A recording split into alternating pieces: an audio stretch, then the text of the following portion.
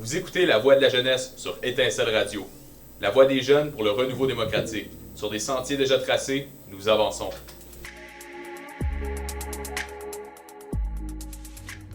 Pour le mois d'octobre, Étincelle Radio diffusera une série d'émissions, de commentaires, d'opinions et d'analyses qui porteront sur le 50e anniversaire de la proclamation de la loi sur les mesures de guerre. Joignez-vous à la discussion en nous envoyant par courriel ou via Facebook vos suggestions et vos commentaires.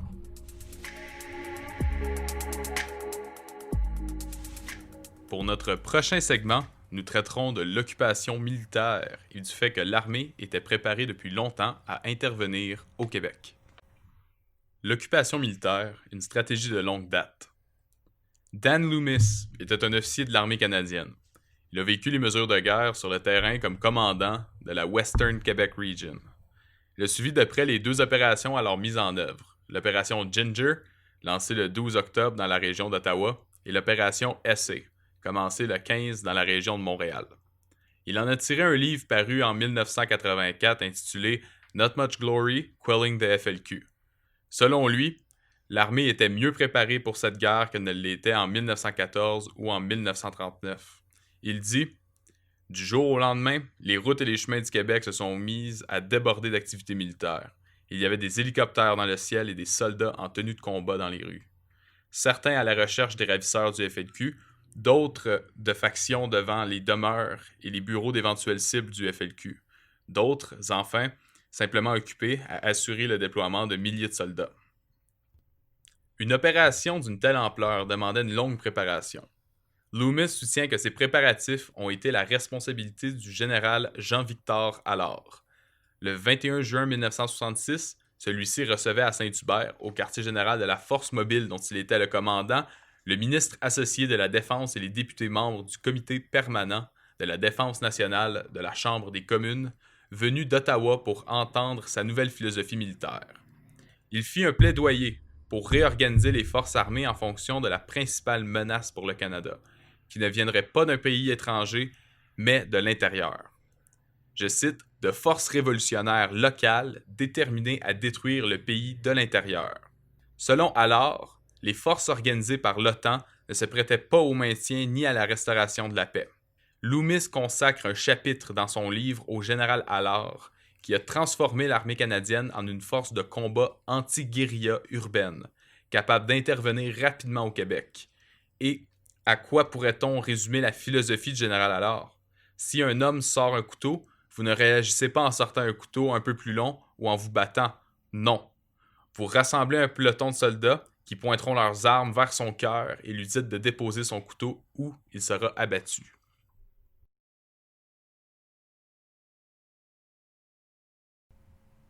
Allard aurait combattu dans la Deuxième Guerre mondiale et en 1953, il a commandé la Brigade canadienne en Corée.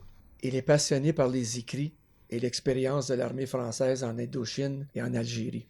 Son commandement d'une division britannique en Allemagne l'a mis en présence d'une douzaine d'officiers qui ont servi en Malaisie, à Bornéo et ailleurs lors d'opérations anti-insurrectionnelles.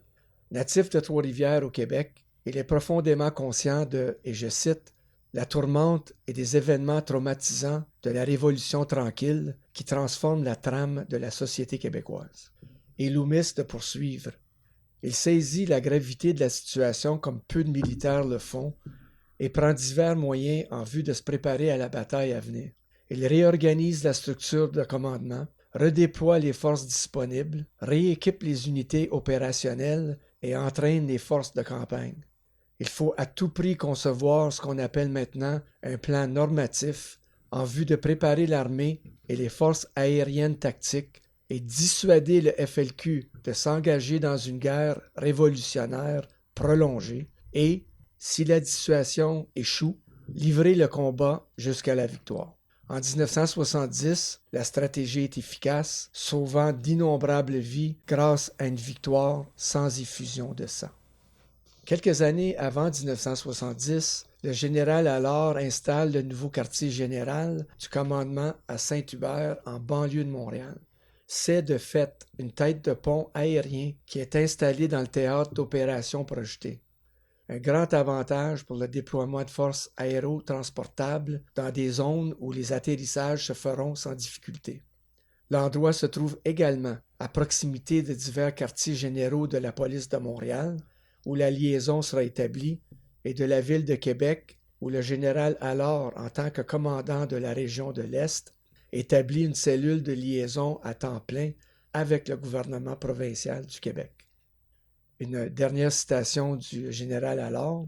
« Tout comme les armes nucléaires découragent la guerre nucléaire totale sur grande échelle, l'application de la prépondérance de force préviendra la transformation des émeutes et des mouvements de grève en actes de violence et de terrorisme grave. » Fin de la citation. En 1968, le général Allard devenait compagnon de l'Ordre du Canada et en 1992, grand officier de l'Ordre national du Québec. Ceci met fin à l'émission d'aujourd'hui. Revenez-nous pour la prochaine diffusion. Le plus simple, c'est de nous suivre sur notre page Facebook. Vous la trouverez sous le nom de Jeunes pour le renouveau démocratique. Allez aimer notre page, nos publications et surtout diffusez nos émissions parmi vos camarades, vos amis, vos connaissances. Vous pouvez aussi nous joindre par courriel au ydr.jrd@gmail.com. Au revoir, à bientôt.